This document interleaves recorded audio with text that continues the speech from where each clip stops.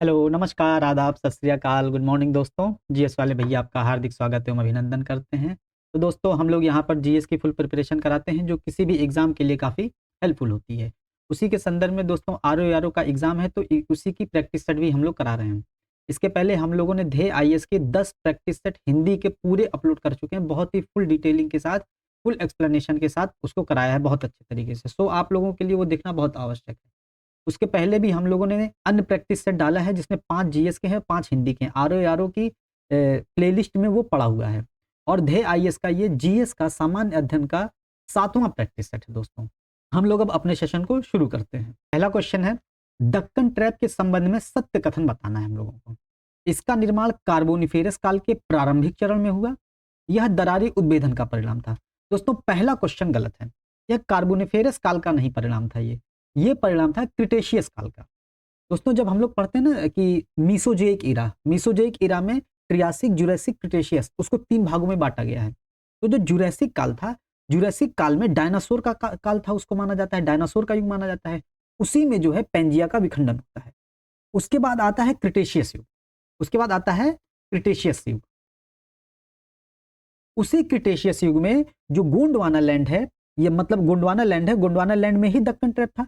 तो गोंडवाना लैंड जो है उत्तर पूर्व की ओर विस्थापित होता है।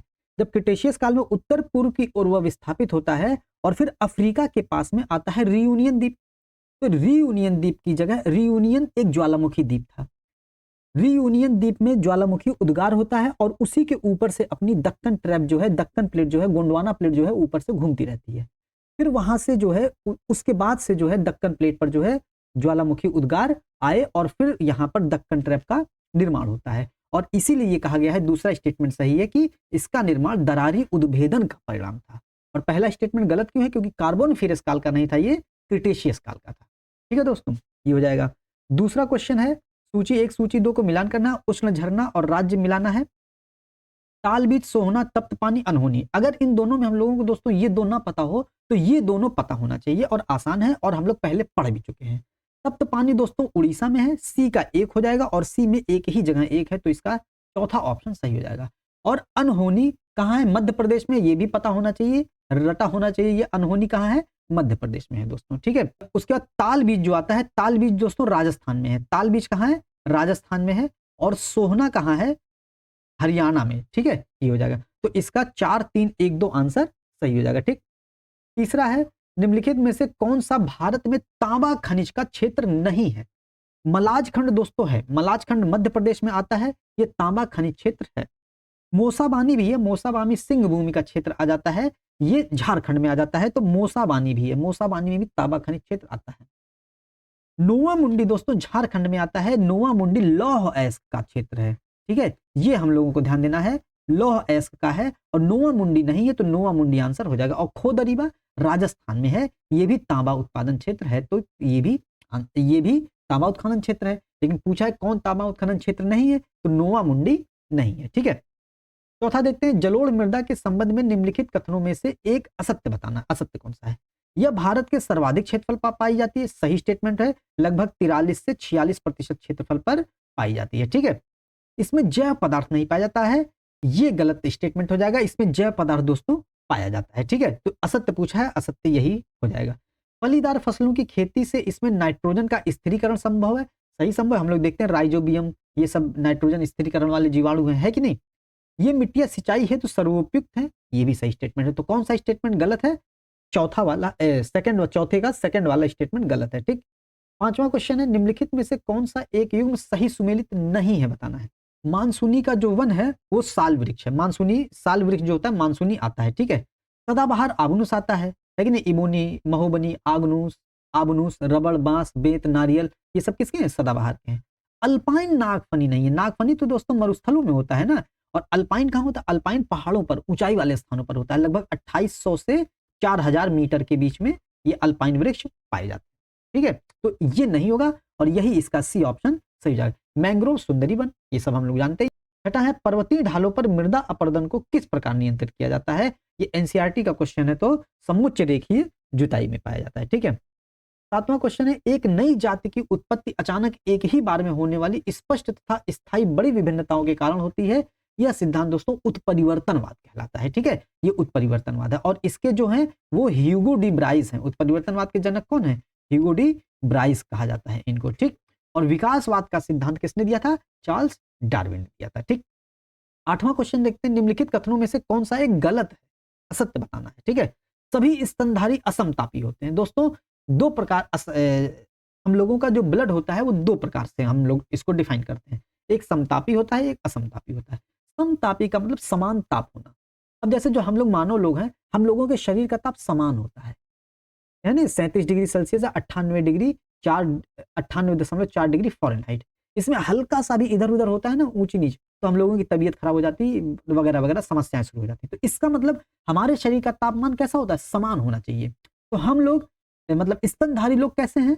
समतापी हैं। ठीक है, ये चीज ध्यान देना। और यहाँ क्या कह रहा है? सभी स्तनधारी असमतापी होते हैं, गलत स्टेटमेंट हो जाएगा। ठीक, और देखिए समतापी हम लोग हो गए, हमारी सेम लक्षण जैसे स्तनधारियों की लक्षण होती है या जैसे मानवों की लक्षण होती है वैसे पक्षियों की लक्षण होती है। ठीक है, चिड़ियों की, तो पक्षियां भी समतापी होती हैं। ठीक, ये ध्यान देना है। और हम लोगों का जो ब्लड, इसी समतापी वालों को गर्म खून वाला ब्लड कहा जाता है कि नहीं? गर्म खून है इनका, ऐसा कहा जाता है। और जो असमतापी हैं, इनके शरीर का तापमान समान नहीं होता है, बदलता घटता बढ़ता रहता है। ठीक है, ये कह सकते हैं। और इनको ठंडे ब्लड वाला जीव भी कहा जाता है, ये चीज ध्यान देना है। चमगादड़ एक स्तनधारी प्राणी है, ना कि पक्षी है, ये भी सही स्टेटमेंट है, हम लोग देखते हैं। ठीक है, तो इसका केवल असत्य पूछा है तो पहला वाला असत्य हो जाएगा। इसका आंसर शीट में इनका गलत दिया गया है। ठीक है, 9वां है, निम्नलिखित में से किस एक पर्वतीय दर्रे का निर्माण तिस्ता नदी द्वारा किया गया है? तो दोस्तों इसका जो है आंसर हो जाएगा जेलेपला। ठीक है, 9वें का आंसर क्या हो जाएगा? जेलेपला। जेलेपले दर्रे का निर्माण तिस्ता नदी के द्वारा किया गया है, हमको ये ध्यान देना है। और तिस्ता नदी कहां से निकलती है? हम लोग कई बार मैप में देख चुके हैं, सिक्किम में जेमू ग्लेशियर है। ठीक है, ये ध्यान देना है। और ये जो नाथुला दर्रा है, नाथुला और जेलेपला दोनों सिक्किम में पाए जाते हैं। लेकिन जो नाथुला दर्रा है ना दोस्तों, ये तिब्बत जाने का मार्ग है। नाथुला दर्रा से हम लोग तिब्बत जा सकते हैं और जेलेपला दर्रा से हम लोग कहाँ जा सकते हैं? भूटान जाते हैं। ठीक है, ये हम लोगों को ध्यान देना, जेलेपला से भूटान, नाथुला से तिब्बत। और बाड़ा लाचा दर्रा हिमाचल प्रदेश में है और बनिहाल दर्रा जम्मू कश्मीर में है। ठीक है, ये चीज ध्यान देना है। 10वां है, निम्नलिखित में से कौन सा एक गर्त प्रशांत महासागर में स्थित नहीं है? तो इसका आंसर हो जाएगा प्यूर्टो रिको दोस्तों। ठीक है, ये है दोस्तों प्यूर्टो रिको, और ये कैरिबियन सागर है। और ये कैरिबियन सागर, ये देखिए अटलांटिक ओशियन है, ये पूरा अटलांटिक ओशियन है। ठीक, ये साउथ अमेरिका का मैप है, तो साउथ अमेरिका ये यूएसए हो गया, मतलब ये पूरा साउथ अमेरिका के जब हम पूरब देखेंगे तो कौन सा महासागर पड़ता है? अटलांटिक महासागर पड़ता है। तो मतलब ये अटलांटिक महासागर में प्यूर्टो रिको है, मतलब प्रशांत महासागर में नहीं है। ठीक, अब यह आ जाता है अटाकामा गर्त। अटाकामा गर्त दोस्तों, ये अटाकामा मरुस्थल आता है चिली में, यहीं पर अटाकामा ये गर्त है। ठीक है, अटाकामा गर्त के मतलब अटाकामा गर्त कहाँ है? अटाकामा मरुस्थल के पास में है, ऐसे ध्यान रख सकते हैं। और ये कहाँ है? ये प्रशांत महासागर में, दक्षिणी प्रशांत महासागर में। ठीक, ये ध्यान देना है। अगला आ जाता है, ये देखिए, ये एलुशियन द्वीप समूह है। एलुशियन द्वीप समूह दोस्तों ये नॉर्थ अमेरिका प्लेट है, मतलब नॉर्थ अमेरिका है। और अमेरिका के हम लोग उधर जाते हैं, मतलब अमेरिका और यूरेशिया के बीच में देखिए एलुशियन द्वीप समूह है। यहाँ पर ऐसे बेरिंग सागर आती है कि नहीं? बेरिंग सागर आती है। ठीक है, ये हो गया एलुशियन द्वीप समूह। ये कहाँ पर है? ये पूरा प्रशांत महासागर है और ये रिंग ऑफ फायर है कि नहीं? ये ध्यान देना है। ये आ जाता मेरियाना ट्रेंच, जिसको हम लोग मेरियाना गर्त भी कहते हैं। ठीक है, ये है, ये ऑस्ट्रेलिया है, ये यहाँ पर ये फिलीपींस आ जाता है, यहाँ पर है मेरियाना ट्रेंच। ठीक है, ये ध्यान देना। तो ये भी पूरा ये रिंग ऑफ फायर का हिस्सा है कि नहीं? तो यहाँ पर क्या है? मेरियाना ट्रेंच है, ये हम लोग ध्यान दे लेंगे। अगला क्वेश्चन हम लोग देखते हैं, 11वां है, सूची 1 सूची 2 को मिलान करना है, कौन सा बंदरगाह की प्रकृति कैसी है ये बताना है। विशाखापत्तनम दोस्तों प्राकृतिक बंदरगाह, बहुत कंफ्यूजन होता है, यहां से पत्तनम से आप प्राकृतिक जोड़ के याद कर सकते हैं, पहला का ये सही है। ठीक है, पत्तनम प्राकृतिक बंदरगाह, हम लोग भूल जाते हैं कौन सा विशाखापट्टनम, कौन सा गहरा बंदरगाह है, कौन सा प्राकृतिक बंदरगाह है, भूल जाते हैं। तो विशाखापत्तनम प्राकृतिक बंदरगाह पा से आप जोड़ सकते हैं, तो यहां से कंफ्यूजन नहीं होगा इसमें। और ऐसे कुछ ही चीजें मिलती हैं जिनमें हम लोगों को ऐसे जोड़ना होता है, अमूमन चीजें याद हो जाती हैं, है कि नहीं? पारादीप, पारादीप दोस्तों उड़ीसा में है। और पारादीप कैसा है? पारादीप लैगून झील है। ठीक है, पारादीप कैसी झील है? लैगून झील है, वहीं पर लैगून बंदरगाह भी है। ठीक है, मतलब उसी को लैगून बंदरगाह भी कह देते हैं। ठीक, लैगून बंदरगाह क्या होता है? इसमें समुद्र का पानी होता है, लेकिन ये नदियों के द्वारा या किसी अन्य के माध्यम से समुद्र से अलग होता है। मतलब नदियों के माध्यम से जो रेत आती है या समुद्र के माध्यम से जो रेत आती है, उससे ये मुख्य समुद्र से अलग हो जाता है, लेकिन इसमें पानी रेतीला ही रहता है। ठीक है, खारा पानी। तो ये पारादीप लैगून बंदरगाह है। हल्दिया नदमुख है, पश्चिम बंगाल में है। हल्दिया हम लोग देखते हैं वहां पर गंगा नदी ब्रह्मपुत्र नदी का जो है संगम है, वहां पर ये नदमुख आ जाती है, डेल्टा आ जाता है। ठीक है, कांडला ज्वारी बंदरगाह है, गुजरात में है, ये भी पता है। तो सारे मिल रहे हैं 1 2 3 4, तो इसका बी ऑप्शन सही हो जाएगा। ठीक, 12वां है कथन कारण वाला देखना है, समुद्र के किनारे के भागों पर दैनिक तापांतर कम होता है। बिल्कुल सही बात है, क्योंकि जल देर में ठंडा होता है और देर में गर्म होता है, तो ये स्टेटमेंट सही है। ठीक है, क्योंकि अब जब पहला स्टेटमेंट सही हो जाता है तो क्योंकि लगा के बात करते हैं। क्योंकि भूमध्य रेखीय क्षेत्रों में वार्षिक तापांतर बहुत अधिक होता है। वार्षिक तापांतर गलत स्टेटमेंट है, वार्षिक तापांतर न्यूनतम होता है। वार्षिक तापांतर कहां ज्यादा होता है? जैसे जैसे हम ध्रुवों की ओर बढ़ते जाते हैं। क्योंकि ये देखते हैं, क्योंकि हम अभी ऊपर देख चुके हैं कि जल देर से गर्म होता है और देर से ठंडा होता है, और भूमध्य रेखा पर ज्यादातर देखिए बहुत बहुत बारिश होती है, 2 बजे के बाद बारिश होती है घंघोर, है कि नहीं? तो वहां पर जल की मात्रा अधिक है वो, और वहां पर सूर्य की किरणें 12 महीने लगातार पड़ती रहती हैं, है कि नहीं, लंबवत। तो वहां का 12 मास का टेम्परेचर लगभग लगभग समान होता है। अब जब समान होगा तो तापमान में असमानताएं, तापमान में भी विभिन्नताएं होंगी ही नहीं, है कि नहीं? इसलिए हम कहते हैं कि भूमध्य रेखा पर तापमान वर्ष भर लगभग लगभग समान रहता है और तापांतर न्यूनतम होता है कि नहीं? और जैसे जैसे हम भूमध्य रेखा से ऊपर या नीचे जाएंगे, उत्तर या दक्षिण में जाएंगे, तो क्या होता है, हमको चट्टान मिलने लगती है ज्यादा, और सूर्य की किरणें क्या होती हैं, तिरछी पड़ने लगती हैं। तो क्या होता है, सूर्य की किरणें जब तिरछी पड़ेंगी तो तापमान कम हो जाएगा, है कि नहीं? और जब गर्मी आएगी तो तापमान बढ़ जाएगा। तो यहां से तापांतर अधिक होना शुरू हो जाता है। ठीक है, तो सेकंड स्टेटमेंट कारण इसका गलत हो जाएगा, तो क्या हो जाएगा, ए सही है और आर गलत है। ठीक है, 13वां क्वेश्चन है, निम्नलिखित में से सही सुमेलित नहीं है बताना। पूरा क्वेश्चन ढंग से पढ़ना, पता चला यहीं से मार के आगे बढ़ गए और पहले ही मार के आगे बढ़ गए। हॉर्सिकल्चर, हॉर्स मतलब घोड़ा, तो व्यापारिक के लिए घोड़ों का पालन, सही है, हॉर्स मतलब घोड़ा होता ही है। मोरिकल्चर, रेशम कीट के लिए शहतूत की कृषि होती है, ये भी सही है। ठीक है, बहुत इंपॉर्टेंट ध्यान देना है।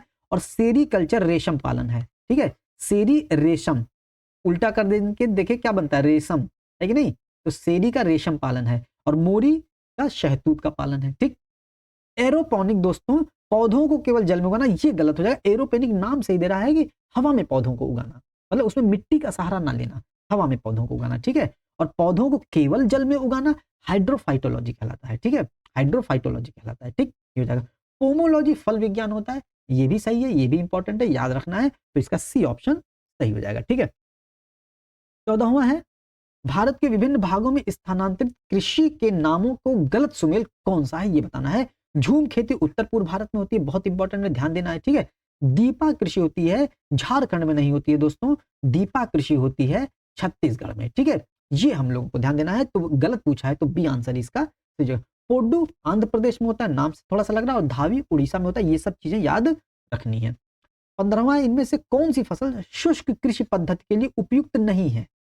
तो दोस्तों जो मोटे अनाज होते हैं ना, वो शुष्क कृषि के लिए उपयुक्त होते हैं। ठीक है, शुष्क जलवायु में भी उपयुक्त होते हैं। तो मक्का हो जाएगा इसका, चना हो जाएगा, मूंग हो जाएगा। शुष्क चावल नहीं होता, चावल तो दोस्तों हम लोग बरसात में उगाते हैं कि नहीं, देखते हैं।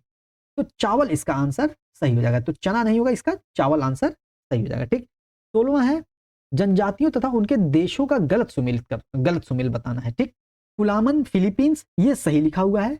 लैप्स दक्षिण स्कैंडिनेवियन कंट्रीज में पाई जाती है, ये भी सही लिखा हुआ है। कुंग दक्षिण अमेरिका में नहीं पाई जाती, बहुत इंपॉर्टेंट है। कुंग पाई जाती है साउथ अफ्रीका में। दोस्तों अक्सर हम लोग देखते हैं कि ऑप्शन में कंफ्यूज करता है साउथ अमेरिका, नॉर्थ अमेरिका, या साउथ अफ्रीका या नॉर्थ अफ्रीका, ऐसे करके कंफ्यूज करता है। तो अगर हम लोगों को कुछ ना पता हो, तो अगर तुक्का ही मारना हो तो इस ऑप्शन में भी मार सकते हैं। हो सकता है दक्षिण अफ्रीका की जगह दक्षिण अमेरिका कर दिया हो, या दक्षिण अमेरिका की जगह दक्षिण अफ्रीका कर दिया हो, ऐसा मान सकते हैं, है कि नहीं? तो कुंग है कहां पाई जाती है, साउथ अफ्रीका में। ठीक है, तो कुंग आंसर इसका सही हो जाएगा। और वेद्दा श्रीलंका में पाया ही जाता है, और गलत पूछा है इसलिए सी सही हो जाएगा। ठीक है, 17वां कह रहा है, दक्षिणी गोलार्ध में जल मंडल एवं स्थल मंडल का विस्तार अधिक है। विस्तार क्रमशः कितना है? तो दक्षिणी गोलार्ध में जल मंडल 81% है और स्थल मंडल 19% है। और यही अगर हम उत्तरी गोलार्ध में लेते हैं तो जल मंडल 60% है और स्थल मंडल 40% है। ठीक है, ये हो जाएगा। 18वां देखते हैं, कोपेन ने अपने जलवायु वर्गीकरण योजना में भारत के गंगा मैदान को किस वर्ग में रखा है? तो CWG से आप गंगा, जी से आप गंगा याद रख सकते हैं, यही गंगा है। ठीक है, इसी को कोपेन ने जलवायु वर्गीकरण में भारत को इसने 8 भागों में बांटा है, 8 जलवायु वर्गीकरण में बांटा है, और इसमें CWG मतलब गंगा का क्षेत्र आ जाता है। ठीक है, अब देख लें। और AMAS आ जाता है दोस्तों, कोरोमंडल तट आ जाता है। AS कहाँ जाता है? कोरोमंडल तट आ जाता है। और ये BSHW आ जाता है, अर्ध शुष्क क्षेत्र आ जाता है। ठीक है, अर्ध शुष्क क्षेत्र कहाँ जाता है? लगभग अर्ध शुष्क क्षेत्र राजस्थान का पूर्वी भाग आता है, राजस्थान का पूर्वी हिस्सा, और राजस्थान का पश्चिमी हिस्सा आता है शुष्क, BWHW आ जाता है। ये ध्यान देना है। ठीक है, और ये AMW जो है, ए जो है, ये उष्ण कटिबंधीय मानसून वर्षा आ जाती है। ठीक है, ये मानसून वर्षा वाला क्षेत्र आ जाता है। ठीक, ये ऐसे हो जाए तो 4 ये हो जाते हैं। तो अभी 4 हम लोगों को ये ध्यान देना है। ठीक, 19वां है। बाकी अगले क्वेश्चन में अगर आएगा, अगले कभी आएगा तो 4 और बता देंगे, फिर एक बार साथ पूरा ये रिवाइज करा देंगे। अभी ये 4 ऑप्शन आप लोगों के लिए मस्ट है याद रखना। ये क्वेश्चन पूछा जाता है, ये PCS में भी क्वेश्चन पूछा है, RO में भी प्रीवियस ईयर में पूछा गया ये क्वेश्चन। ठीक है, ये चीज ध्यान दीजिएगा। और अगर आपको इतने याद हो गए, यही चारों याद हो गए, तो आप कर ले जाएंगे, कुछ भी मिलेगा आप कर ले जाएंगे आंसर। ठीक है, निम्न में से किसे गोल्डन फाइबर ऑफ बंगाल कहा जाता है? बहुत आसान सा क्वेश्चन है, जूट को कहा जाता है कि नहीं। 20वां है, निम्नलिखित युगों में से कौन सा सही सुमेलित नहीं है? पक्षियों का आश्रय स्थल और राज्य बताना है। केवलादेव घाना राष्ट्रीय पार्क हम लोग पढ़ते हैं राजस्थान में है, वेदाथांगल भी तमिलनाडु में है, रंगनाथिट्टू भी कर्नाटक में है, सलीम अली मध्य प्रदेश में नहीं है, सलीम अली तमिलनाडु में है। ठीक है, सलीम अली पक्षी राष्ट्रीय उद्यान कहाँ है? तमिलनाडु में है। ठीक, ये हो जाएगा। 21वां है, विश्व प्रसिद्ध मोका कहवा कहाँ पाया जाता है? तो यमन में पाया जाता है। ठीक, ये देखना लगा। और यमन अरब प्रायद्वीप का एक क्षेत्र है जहां पर वर्षा सर्वाधिक होती है। यमन कहां पर है? यमन जो है बाबल मंडेव जल संधि देखा है, बाबल मंडेव जल संधि के ऊपर ही है। ठीक, ये बाबल मंडेव जल संधि लाल सागर और अदन की खाड़ी को जोड़ती है। ठीक, वहीं पर है ये। 22वां है, इनमें से कौन एक क्रेटर झील का उदाहरण नहीं है? लोनार झील महाराष्ट्र में है, एवर्नेस झील ये भी है, जिनेवा झील नहीं है दोस्तों, जिनेवा झील स्विट्जरलैंड में है, ये भूकंप से निर्मित झील है। ठीक है, भूकंप कृत झील है, ये ध्यान देना। टिटिकाका झील भी है, हम लोग पढ़े हैं पिछले, टिटिकाका झील बोलिविया में है। ठीक, 23वां, दक्षिण अफ्रीका के हाई वेल्ड से निकलने वाली यह नदी मकर रेखा को 2 बार काटती है। कौन सी नदी है दोस्तों? मकर रेखा को 2 बार काटने वाली नदी का नाम है लिम्पोपो नदी, ये ध्यान देना है। तो इनमें से कोई नहीं आंसर हो जाएगा। और कांगो नदी दोस्तों, कांगो नदी भूमध्य रेखा को 2 बार काटती है। ठीक है, ये ध्यान देना है।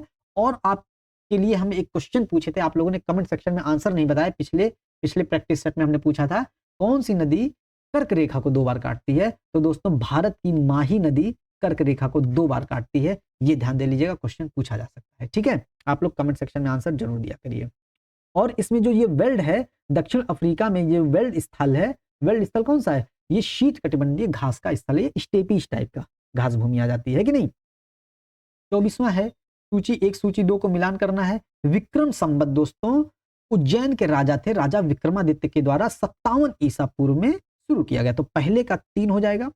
और शक संवत कुषाण के द्वारा शकों को पराजित करने के बाद 78 ईस्वी में शुरू किया गया था, तो दूसरे का पहला हो जाएगा।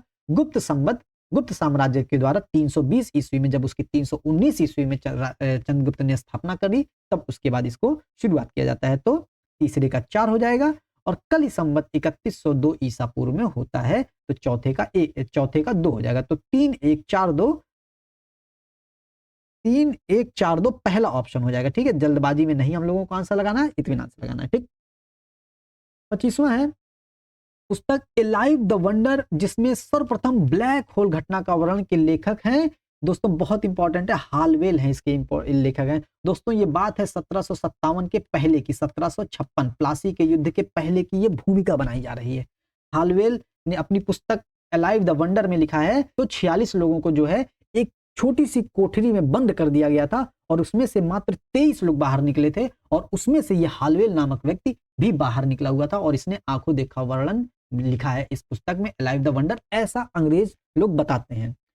ऐसा कुछ लोग ये भी बताते हैं कि ये घटना इसलिए बनाई गई जानबूझ के, झूठी मनगढ़ंत कहानी बनाई गई, ताकि सिराजुद्दौला से युद्ध का एक बहाना मिल सके। इस वजह से 1757 की प्लासी का युद्ध का एक बहाना ये भी होता है दोस्तों, ऐसा कुछ लोग मानते हैं, तो ये हम लोगों को ध्यान देना है। ठीक, 25वें के बाद 26वां क्वेश्चन है, ईसाई धर्म में धर्मांतरित हिंदुओं को पैतृक संपत्ति में उत्तराधिकार प्राप्त करने में सक्षम करने वाला अधिनियम था। मतलब ईसाई धर्म में जो हिंदू ईसाई धर्म में परिवर्तित होंगे, उनकी पैतृक संपत्ति से उनको रक्षा किया जाएगा। ऐसा नहीं कि पैतृक संपत्ति हटा दिया जाएगा, मतलब ईसाई धर्म को बढ़ावा देने की बात।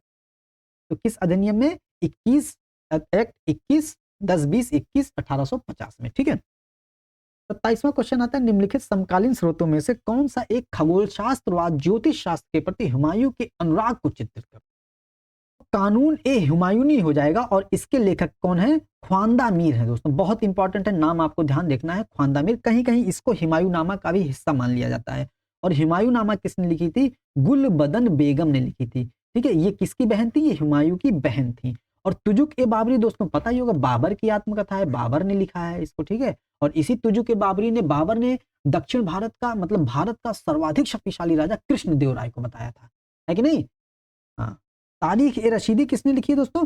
हैदर दुलगत बेग ने लिखी है। हैदर दुलगत बेग ने लिखी है, ठीक। ये हम लोगों को ध्यान देना और नोट कर लीजिएगा ये सब चीजें, ठीक। 28वां क्वेश्चन आता है, विजयनगर साम्राज्य से संबंधित में असत्य कथन बताना है। देवराय द्वितीय ने एक दूत मंडल चीन भेजा था। बिल्कुल सही क्वेश्चन है ये, मतलब बिल्कुल सही स्टेटमेंट है ये, ध्यान रखना है। हम्पी विजयनगर साम्राज्य की दूसरी राजधानी, बिल्कुल गलत स्टेटमेंट है ये। हम्पी थी पहली राजधानी और दूसरी राजधानी पेनुकोंडा थी। कौन सी थी दूसरी राजधानी? पेनुकोंडा, ठीक है, ये ध्यान देना है, पेनुकोंडा, ठीक। तीसरा गलत हो गया, और गलत पूछा है तो सी ऑप्शन इसका आंसर हो जाएगा। देवराय द्वितीय ने अपने सेना में मुसलमान लड़ाकों को भी भर्ती किया। बिल्कुल सही स्टेटमेंट है, ये भी सही। देवराय द्वितीय ने 2000 मुसलमानों को भर्ती किया। हम लोग कंफ्यूज हो सकते हैं दोस्तों प्रथम और द्वितीय में। क्वेश्चन पूछ सकता है कि निम्न में से किसने जो है 2000 मुसलमानों को या मुसलमानों को अपनी सेना में भर्ती किया, देवराय प्रथम या देवराय द्वितीय? कंफ्यूज हो जाएंगे।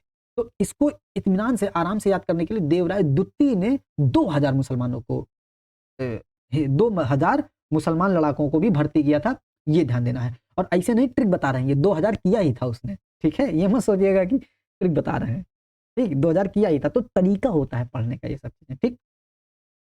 29वां है, निजामुद्दीन जुनैद किसका प्रसिद्ध वजीर था? तो इल्तुतमिश का प्रसिद्ध वजीर था, और इसने रजिया बेगम का विरोध भी किया था। फिर रजिया बेगम ने इसको पराजित करके गद्दी अपने पास हासिल की थी। 1236 से 1240 के बीच में रजिया बेगम जो है दिल्ली सल्तनत की प्रथम महिला मुस्लिम शासिका होती है, ठीक है, ये ध्यान देना है। और बलबन का समय कब होता है? 1266 से 1287 के बीच में। अकबर कब आता है? अकबर आता है 1556 से 1605 में। और इब्राहिम लोदी से अकबर का युद्ध होता है, पानीपत का तृतीय युद्ध, उसमें इब्राहिम लोदी की पराजय हो जाती है, ठीक। 30वां दोस्तों देखते हैं, सिंध विलय के समय भारत का गवर्नर जनरल कौन था? हम लोग पिछले प्रैक्टिस सेट में लगा चुके हैं। सिंध विजय के समय लॉर्ड एलन बरो का शासनकाल 1842 से 44 के बीच में आता है। इसने सिंध को जीता था। और लॉर्ड मेयो का शासनकाल आता है 1869 से 72 तक। लॉर्ड कैनिंग आते हैं 1856 से 62 तक। लॉर्ड विलियम बेंटिक आते हैं 1827 से 1835 में। ये इनका शासनकाल हो गया।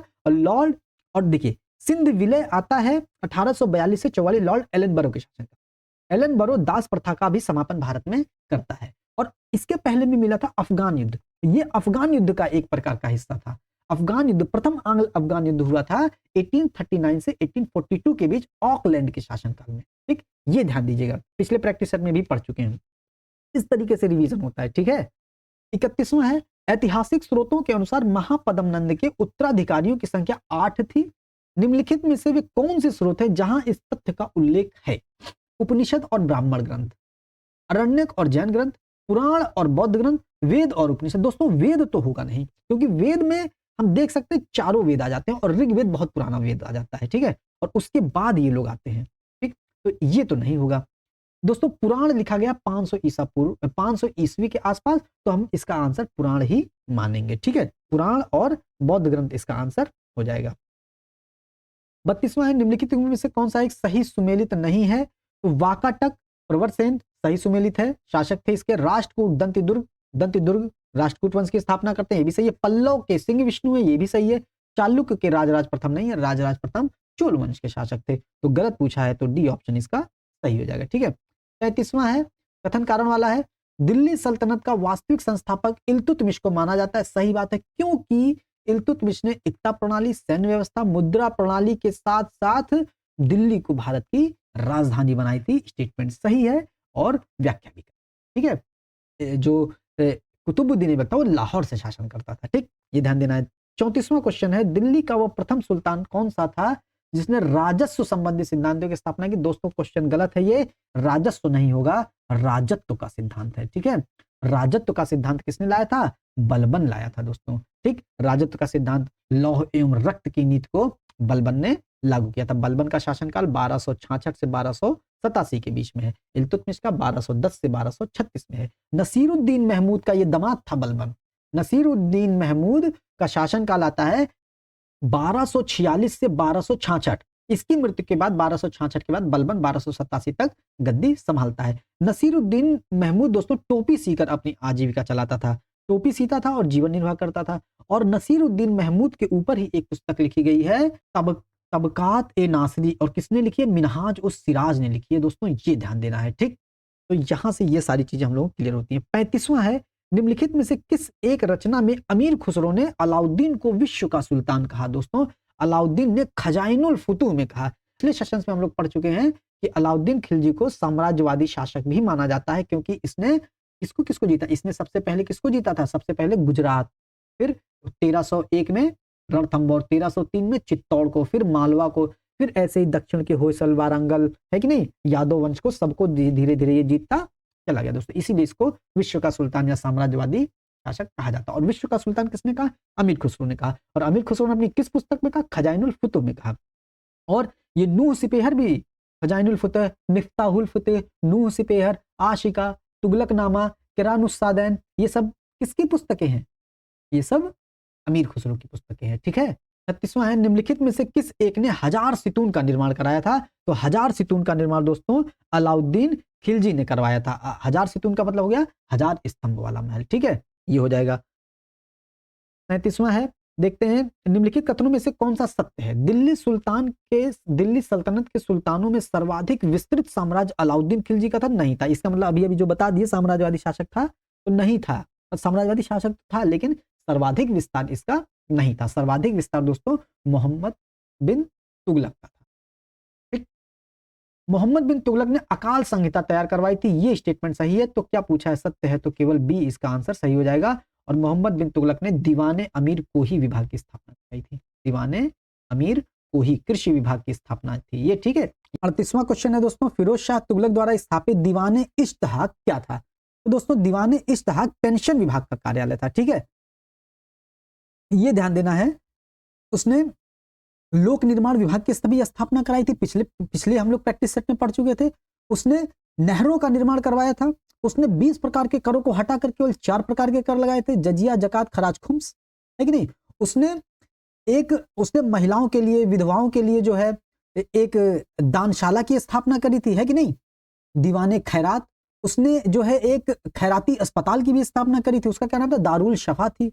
उसने पेंशन विभाग दीवाने इश्तहाक हो गया। उसने दासों के लिए दीवाने बंदगान नामक, उनके अधिकारों के लिए, उनकी सुरक्षा व्यवस्था के लिए उसने दीवाने बंदगान नामक विभाग की स्थापना की थी। तो इससे फिरोज शाह तुगलक के बारे में हम लोग ये सारी चीजें देख लिए।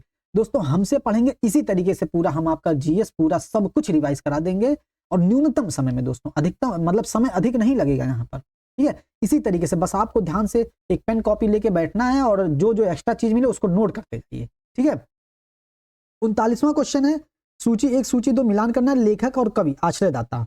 दोस्तों हेमचंद्र किसमें थे? हेमचंद्र कुमारपाल के थे।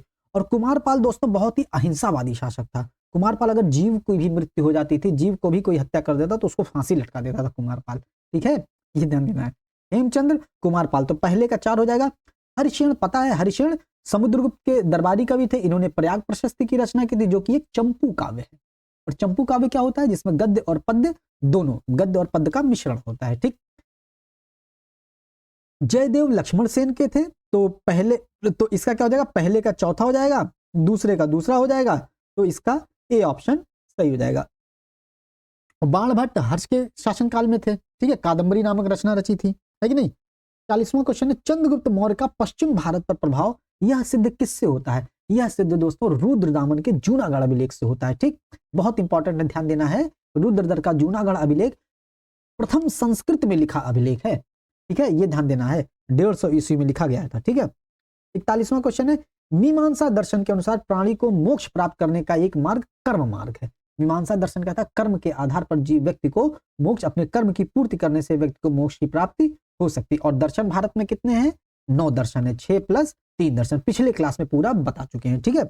6 आस्तिक दर्शन है, 3 नास्तिक दर्शन है। 42वां है पाल वंश के संदर्भ में सत्य कथन बताना है। पाल वंश का संस्थापक गोपाल 750 से 770 ईस्वी था, बिल्कुल सही स्टेटमेंट है। वह बौद्ध धर्म का अनुयायी था, यह भी बिल्कुल सही स्टेटमेंट है।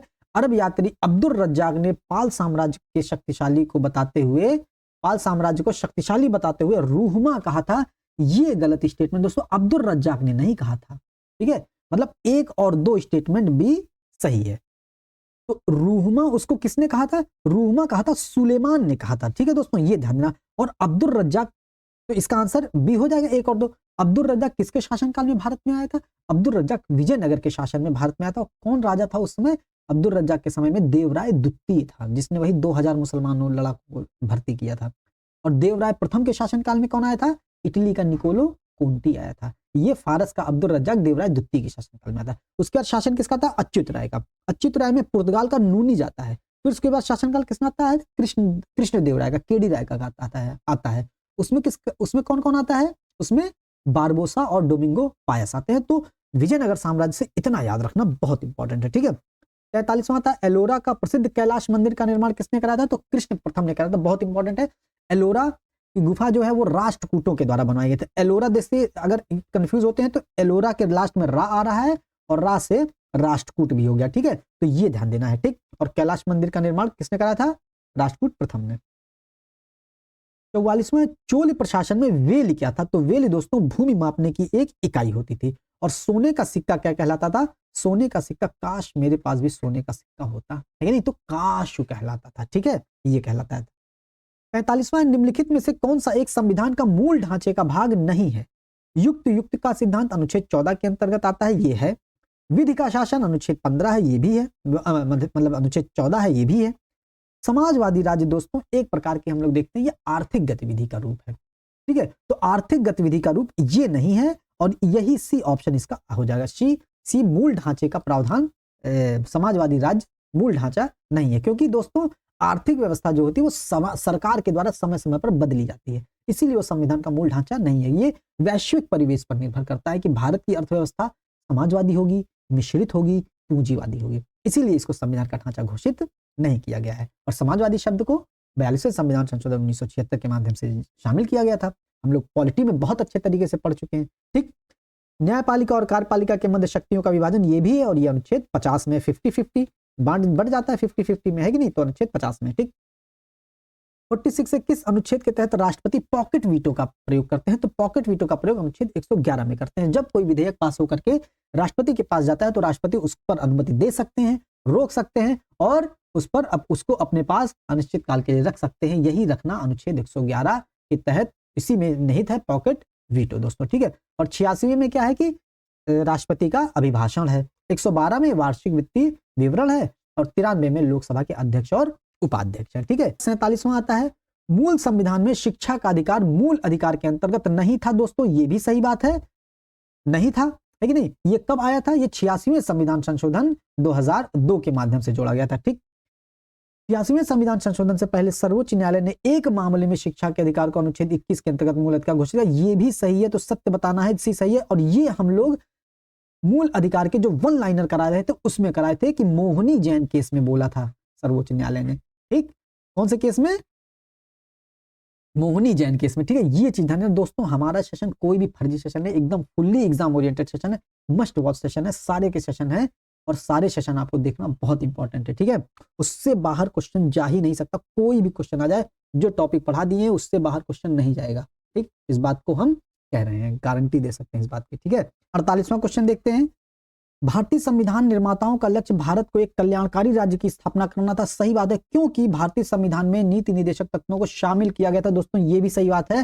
तो दोनों कथन कारण सही है और आर एक ही व्याख्या भी कर रहा है दोस्तों, क्योंकि भारतीय संविधान निर्माताओं का लक्ष्य ही था कि भारत को एक कल्याणकारी राज्य की स्थापना करना था और इसीलिए उन्होंने नीति निर्देशक तत्वों का समावेशन भारतीय संविधान में किया गया था। ये हम लोग पूरा डीपीएसपी के सेक्शन में पढ़ चुके हैं दोस्तों, एक एक चीज पढ़ चुके हैं। 49वां है अनुच्छेद 143 के अंतर्गत राष्ट्रपति को उच्चतम न्यायालय से परामर्श करने का अधिकार है। सही है, परामर्शी अधिकार है, ठीक।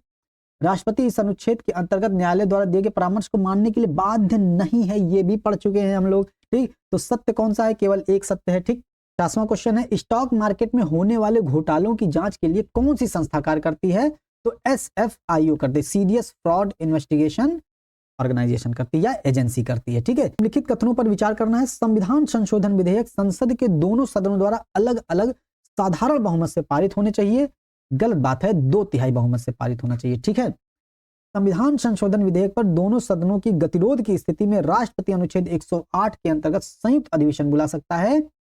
यह भी गलत बात है, संविधान संशोधन विधेयक में संयुक्त अधिवेशन नहीं बुलाया जा सकता। तो सत्य कथन कौन सा है? तो दोनों सत्य नहीं है। ठीक है, दोनों गलत हैं, क्योंकि दोस्तों संविधान संशोधन एक बहुत ही नाजुक मुद्दा होता है, बहुत ही इंपॉर्टेंट मुद्दा होता है। और जो संयुक्त अधिवेशन होता है उसमें हम लोग देखते हैं संयुक्त अधिवेशन में राज्यसभा और लोकसभा दोनों बैठती है। लोकसभा की सदस्य संख्या लगभग 550 होती है और राज्यसभा की 245 होती है, उसकी आधी है कि नहीं, आधी से भी कम।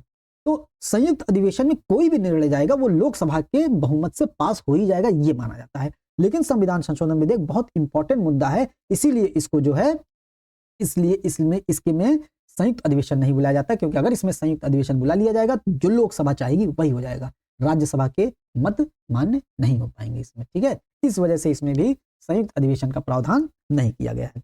52वां क्वेश्चन आ जाता है, भारतीय संविधान के अंतर्गत निम्नलिखित में से कौन सा एक मौलिक अधिकार भारत में रहने वाले नागरिकों के साथ साथ विदेशियों को भी प्राप्त है? जैसे हम बताए थे पहले मूल अधिकार में, जैसे भारत और विदेशी है, तुरंत आपको लिखना 15, 16, 19, 29, 30। ये और ये केवल ऐसे अधिकार हैं जो केवल और केवल भारतीय नागरिकों को प्राप्त हैं। तो विधि के समक्ष समानता किसमें आता है? अनुच्छेद 14 में आता है। धर्मांतरण की व्यवस्था किसमें आता है? अनुच्छेद 25 में आता है। विचार एवं अभिव्यक्ति की स्वतंत्रता किसमें आता है? अनुच्छेद 19 में आता है।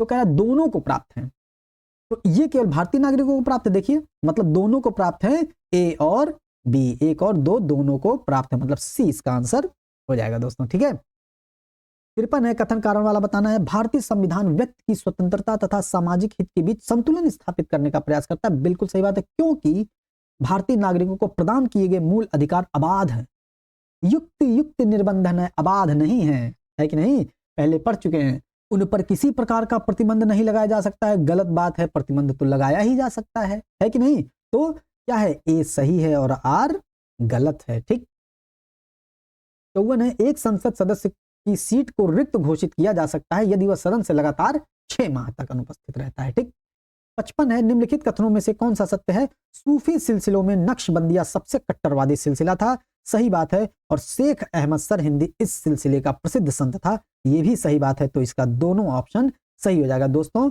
शेख अहमद सरहिंदी या सूफी सिलसिले का जो ये नक्शबंदी था, इसी को औरंगजेब भी मानता था। ठीक है, औरंगजेब भी कट्टरवादी था इसीलिए, और शेख अहमद सरहिंदी जो है अकबर की उदारवादी नीतियों का हमेशा विरोध करता। ठीक, तो हमको ये ध्यान देना। और सूफी सिलसिले में, जैसे जो सूफी सिलसिले होते हैं उसमें 12 चिश्तियों में बटे, मतलब 12 समूहों में बटे हुए थे। जैसे हम लोग उसमें चिश्ती पढ़ लेते हैं, मोइनुद्दीन चिश्ती, निजामुद्दीन औलिया, अमीर खुसरो, है कि नहीं? ये सब उसमें आ जाते हैं। ठीक, अपन मिलान करना है सूफी संत और उनकी उपाधि क्या है दोस्तों। तो शेख निजामुद्दीन औलिया को दोस्तों महबूब इलाही कहा जाता है। तो ये ध्यान दीजिएगा, शेख निजामुद्दीन औलिया को महबूब इलाही कहा जाता है। तो ये कैंसिल हो गया और ये कैंसिल हो गया, मतलब इन दोनों में कोई सही होगा। अब यहाँ देखिए चौथा मिल रहा है, तो बहाउद्दीन जाकरिया को शेखुल इस्लाम कहा जाता है। ठीक है, और यहाँ पर ध्यान दीजिएगा शेख नसीरुद्दीन महमूद को चिराग ए दहलवी कहा जाता है। ये दूसरा ऑप्शन है, तो सी का दूसरा हो जाएगा और ये दूसरा मिल गया, तो डी ऑप्शन इसका सही हो जाएगा। और शेख सलीम चिश्ती को शेखुल हिंद कहा जाता है। बहुत इंपॉर्टेंट है, ये सारी उपाधियां आप लोगों को पता होनी चाहिए। तो शेख निजामुद्दीन औलिया को महबूब इलाही कहा जाता है, और शेख सलीम चिश्ती को शेखुल हिंद कहा जाता है, और शेख नसीरुद्दीन महमूद को चिराग ए दहलवी कहा जाता है, और बहाउद्दीन जाकरिया को शेखुल इस्लाम कहा जाता है। ठीक है, 57वां क्वेश्चन देखते हैं, निम्नलिखित में से किस एक विदेशी यात्री ने विजयनगर साम्राज्य की यात्रा नहीं की थी? अभी ऊपर रिवीजन करा चुके हैं। देखिए पिछले प्रैक्टिस सेट में भी आया, उसमें भी 2 बार रिवीजन कराया, इसमें भी आया, इसमें भी 2-3 बार रिवीजन हो गया, है कि नहीं? तो बारबोसा दोस्तों कृष्णदेव राय के शासनकाल में आया था, डोमिंगो पायस भी कृष्णदेव राय के शासनकाल में आया था, और फर्नांडिस नूनिस अच्युत राय के शासनकाल में आया था, और राल्फ फिच दोस्तों नहीं आया था। राल्फ फिच दोस्तों अकबर के शासनकाल में आया था। ठीक है, ये ध्यान देना है।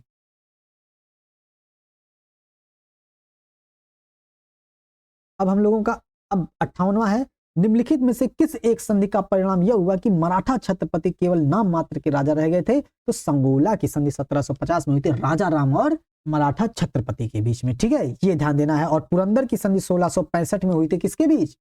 शिवाजी के बीच। और एक पुरंदर की संधि हुई थी प्रथम आंग्ल मराठा युद्ध में 1775 से 1784 के बीच में, जब हम कल बताए थे कौन कौन सी संधि? सूरत, पुरंदर, बड़गांव, सालबाई की संधि, ठीक है। और सालबाई की संधि 1782 में हुई थी, अभी बताए थे। इसी सालबाई की संधि के समापन से प्रथम आंग्ल मराठा युद्ध 1775 से 1782 का समापन होता है। और बसीन की संधि 1802 में होती है। बसीन की संधि जो द्वितीय आंग्ल मराठा युद्ध है 1803 से 1805 के पहले संधि होती है। और बसीन की संधि में कौन कौन से द्वितीय आंग्ल मराठा के युद्ध में कौन कौन सी संधि होती है? देवगांव की संधि, सुरजी अर्जन की संधि, राजपुताना घाट की संधि, ठीक है, ये ध्यान देना है। और तृतीय आंग्ल मराठा युद्ध कब होता है? 1816 से 1818 के बीच में। उसमें कौन कौन सी संधि होती है? किरकी, कोरेगांव और अष्टी की संधि होती है, ठीक है। तो इन सब चीजों को आपको ध्यान रखना है।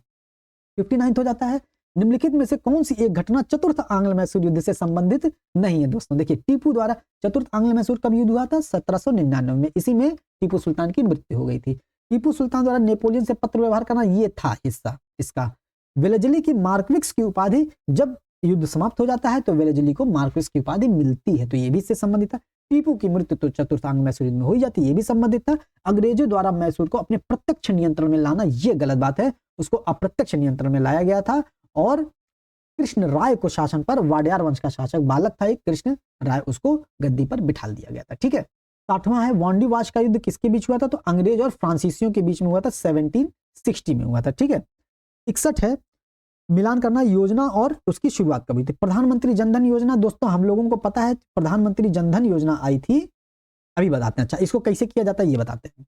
मुद्रा बैंक योजना, हमको एक पता है, मुद्रा बैंक योजना आई थी 2015 में, ठीक। 2015 में मतलब इन तीनों में से कोई हो सकता है, मतलब बी में 3 नहीं होगा, बी में 3 नहीं होगा, मतलब ये दोनों तो नहीं होंगे, ठीक है, ये दोनों नहीं होंगे, ये हो गया। अच्छा, पीएम सुरक्षा बीमा योजना और digital gender Atlas for advancing girls education in India, तो दोस्तों हम इसको जो है 9 मार्च से रिलेट करेंगे, क्योंकि 8 मार्च को अंतर्राष्ट्रीय महिला दिवस मनाया जाता है। हम थोड़ा सा लॉजिक लगा के तुक्का मारने की कोशिश करेंगे, ठीक है। तो डी का दोस्तों चौथा हो जाएगा, तो डी का ये दोनों कैंसिल हो गए थे, तो डी का चौथा, और यही ऑप्शन इसका सही हो जाएगा दोस्तों, ठीक है। और देखिए, पीएम सुरक्षा बीमा योजना, जो पीएम सुरक्षा बीमा योजना है किसके लिए सुरक्षा? मान लीजिए सुरक्षा करती है लेबर की या किसी चीज की भी सुरक्षा करती है, तो ये 1 मई को लेबर दिवस मनाया जाता है, लेकिन ये 9 मई को शुरू किया गया है। तो यहां से थोड़ा बहुत हिंट हमको, ये कह भी नहीं सकते कि हिंट है, ये कह सकते हैं तुक्का लग गया है ऐसा, ठीक है। तो इस तरीके से हम कर सकते हैं, ठीक है। तो हमको लेकिन अब याद रखना है, तो जब सबसे पहले मोदी सरकार आई थी तो प्रधानमंत्री जनधन योजना आया था 28 अगस्त 2014 को, और यही 28 अगस्त 1928 को मोतीलाल नेहरू के द्वारा पेश की गई जो नेहरू रिपोर्ट थी उसको पास करने की प्रक्रिया शुरू की गई थी, ठीक है, ये ध्यान देना है। 3, तो प्रधानमंत्री जनधन योजना कब आई थी? 28 अगस्त 2014 को। फिर मुद्रा बैंक योजना 2015 में आई थी, ठीक। तो मुद्रा बैंक योजना कब आई थी? 8 अप्रैल 2015 को आई थी। तो ये सारी चीजें हमको याद रखनी है, ठीक। 62वां क्वेश्चन है हम लोगों का, क्रय शक्ति समता विधि के संदर्भ में निम्नलिखित कथनों पर विचार करना है। इस विधि का प्रतिपादन जे.आर. कैसल ने किया था, बहुत इंपॉर्टेंट है, याद होना ही चाहिए। और इस विधि का सबसे पहले प्रयोग 1993 में अंतरराष्ट्रीय मुद्रा कोष के द्वारा किया गया था। दोनों कथन सत्य हैं दोस्तों, ठीक है। 63 है, राष्ट्रीय मानसिक स्वास्थ्य एवं स्नायु विज्ञान संस्थान निमहांस अवस्थित है, बेंगलुरु में अवस्थित है, ठीक। 64 है, कथन कारण वाला है, इंटरनेशनल डेवलपमेंट एसोसिएशन को विश्व बैंक की रियायती खिड़की कहते हैं, बिल्कुल सही स्टेटमेंट है, IDA, इंटरनेशनल डेवलपमेंट एसोसिएशन को रियायती खिड़की कहते हैं, क्योंकि ये गरीब देशों को और जो विकासशील देश होते हैं उनको कम ब्याज पर लोन देती है या मुक्त लोन देती है, ठीक है, ऋण मुक्त लोन देती है, ठीक, ये हो गया, ये सही है। इसकी ब्याज दर तथा अवधि कम होती है दोस्तों, ब्याज दर तो कम होती है लेकिन अवधि लंबी होती है, इसकी 40 वर्ष की अवधि होती है, तो ये स्टेटमेंट गलत हो जाएगा, तो ए सही है और आर गलत हो जाएगा, ठीक। 65 है, बिम्स्टेक की स्थापना कौन सा सुमेलित नहीं है ये बताना है। बिम्स्टेक की स्थापना 1997 में थी, बहुत इंपॉर्टेंट है, ध्यान रखना है। Bay of Bengal multi sectoral technical and economic corporation की स्थापना 1997 में होती है। बे ऑफ बंगाल की खाड़ी से लगे देशों को एक साथ लाने के लिए, सहयोग संबंध को बढ़ावा देने के लिए, ठीक है। G15 की स्थापना 1989 में होती है, ये भी सही है। इप्सा की स्थापना बहुत इंपॉर्टेंट, अभी देखिए याद हो जाएगा। इप्सा की स्थापना 2000 में नहीं होती है, तो आंसर इसका यही हो जाएगा। इप्सा की स्थापना होती है दोस्तों 2003 में, और इप्सा में कौन कौन से देश हैं? इंडिया है, बी से ब्राजील है, एस से साउथ अफ्रीका से है, और इसमें 3 ही देश हैं टोटल, तो 3 देश हैं टोटल, तो थोड़ा सा रिलेट कर सकते हैं, 2003 में इसकी स्थापना हुई थी। ठीक है, 66 है, निम्नलिखित में से किसमें तरलता का अंश सबसे अधिक होता है? जो तुरंत जो है मुद्रा के रूप में बढ़ जाती है, तो 100 रुपए का नोट तुरंत उसको हम खर्च कर सकते हैं, तुरंत उसको जो है हम मार्केट में ला सकते हैं, उस पर कोई उसके मूल्य में कोई कमी नहीं होगी। ठीक है, ऐसी मुद्राएं क्या कहती है? तरल मुद्राएं कहलाती हैं। ठीक है, ये हो गया।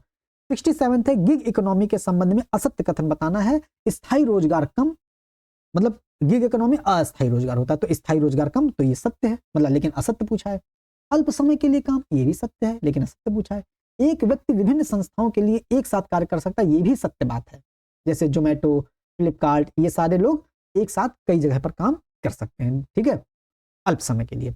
अकुशल श्रमिकों के लिए अत्यधिक उपयोगी, ये गलत बात है, इसके लिए कुशल श्रमिक चाहिए। ठीक है, तो ये गलत है और गलत पूछा है, तो यही इसका आंसर हो जाएगा। ठीक, 68 है, इनिशियल पब्लिक ऑफर के संबंध में असत्य कथन बताना है।